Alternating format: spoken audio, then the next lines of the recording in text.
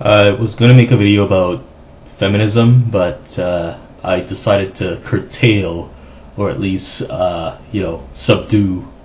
Well, maybe not subdue, but basically soften my blow when it comes to feminism.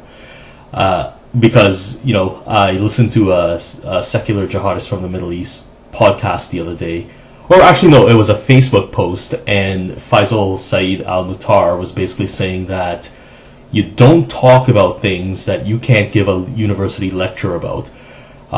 So I took it to heart, but I think, just to, square things, I think a comment like that on Facebook, coming from Faisal Saeed Al-Mutar, is basically talking to people who give university lectures. He's not talking to people like me who don't give university lectures. I could talk about whatever the hell I want. I really could, because I have 20 followers, and they could.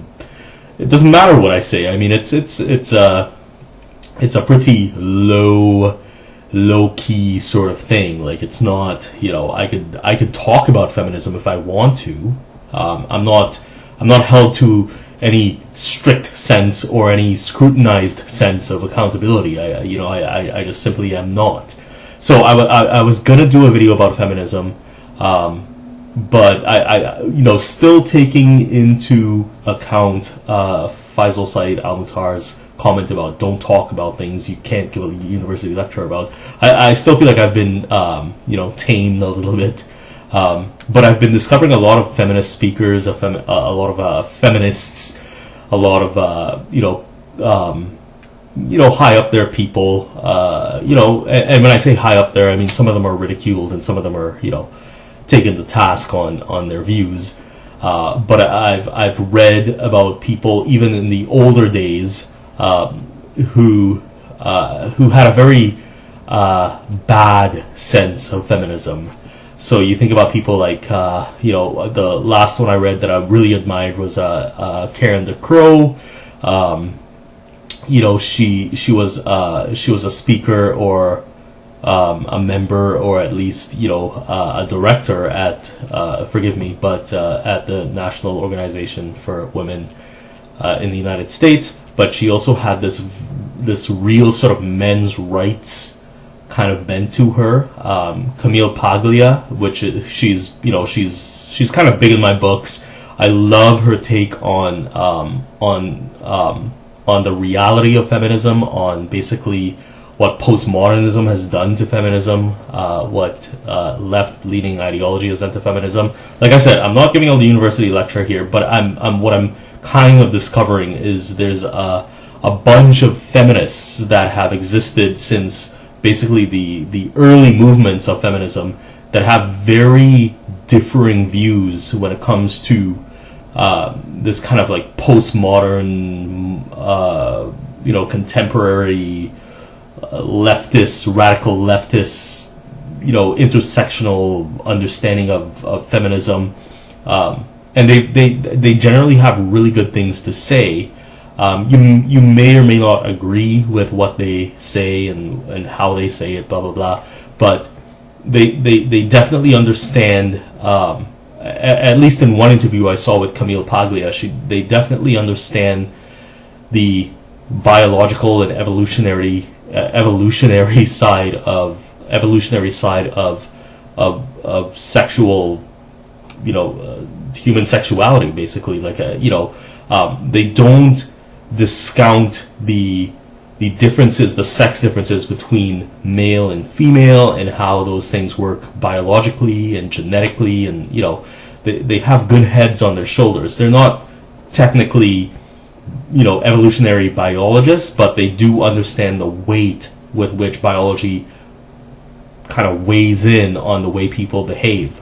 You think about people like on the opposite side, I listened to this interview with Brett Weinstein the other day and Sam Harris, and he was talking about the offloading of biological and genetic evolutionary operations on basically culture and things that are a little bit more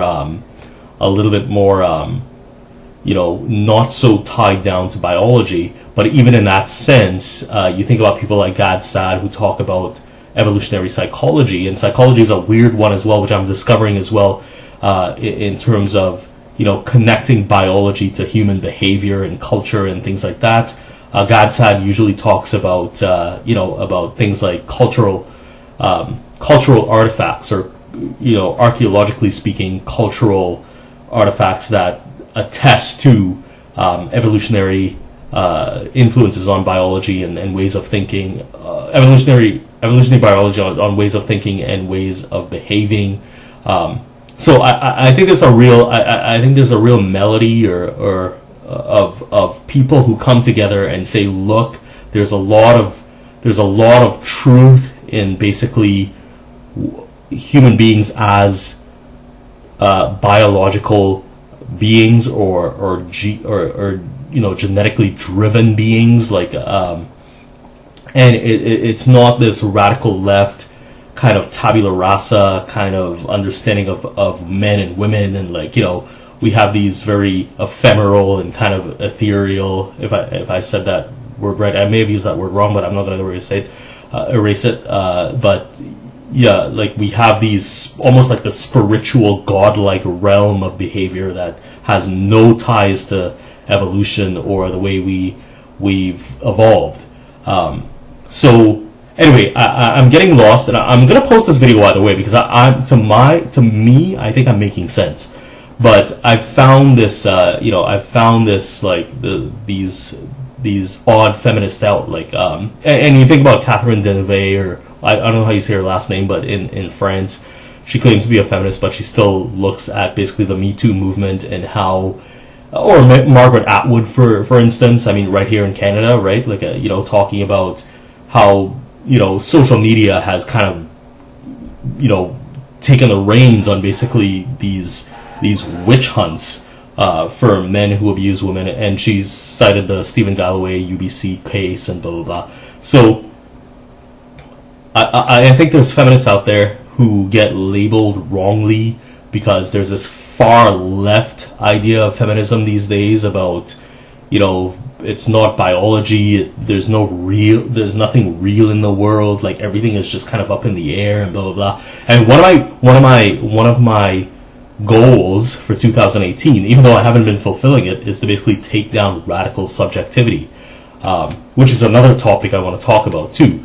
I mean, subjectivity implies individuality, etc., etc., etc. But I think you can still be an individual, but still subscribe to things that have been proven through scientific research or expert research that talks about things that are real outside of the subjective human experience. I really do believe that.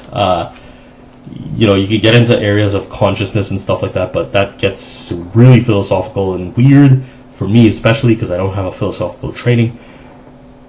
But ideas surrounding what human beings are like, how they operate, etc., etc., I feel is really tied down to the vehicles of of any type of behavior, which is basically biology, genetics. I don't see why some people don't believe that biology has any say in how humans behave, even if we offload some of that genetic or biological behaviorism into culture. I mean, like I said, I just said, Gad Saad talks about cultural artifacts like songs and movies and things that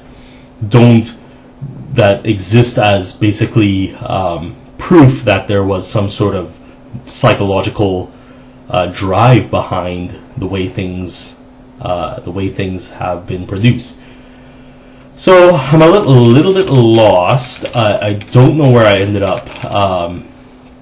I feel a little bit lost. I'm not. I guess my point being is I don't know enough about feminism to basically give a university lecture. And like I said, I think Faisal Said Al-Mukhtar was talking about people who give university lectures. There's no way I could ever give a university lecture. I mean, fuck. But there's safety in that. There's safety in basically not being held up to those standards.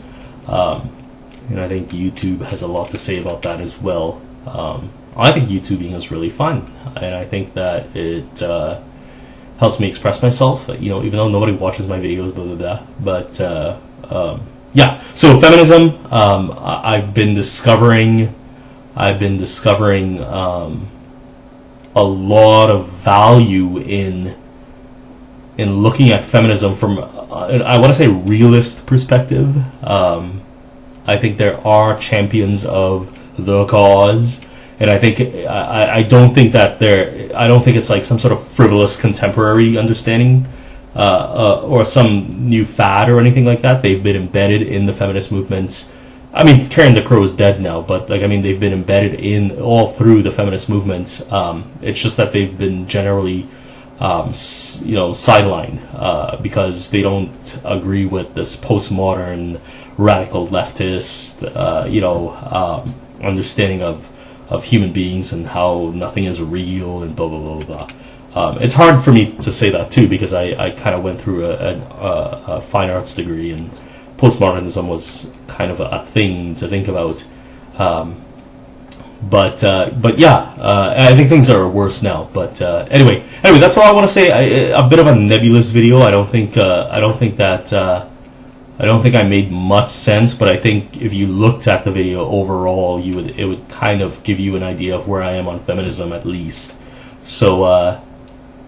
So yeah, and on a more spiked note, I think that this new wave of whatever you want to call it, I honestly think feminism is a bit of a redundant term as well. You think about Hillary Clinton, and human rights are women's rights, and women's rights are human rights, and and gay rights are human rights, and human rights are gay rights, and blah blah blah. However you want to go back and forth on the issue, I think feminism has become a bit of a redundant term, and in the sense of the realism of how we deal with women's issues and men's issues and labor and figuring out birth control and abortion and shit like that. I think on some level I'm not denying that there are issues specific to being a woman. I'm just saying feminism is kind of redundant, and if it's not redundant, it serves as this radical leftist kind of understanding of nowhereism, So yeah, so that's my video, and that's all I want to say, and hopefully it makes sense. If it doesn't, then fuck you. Bye.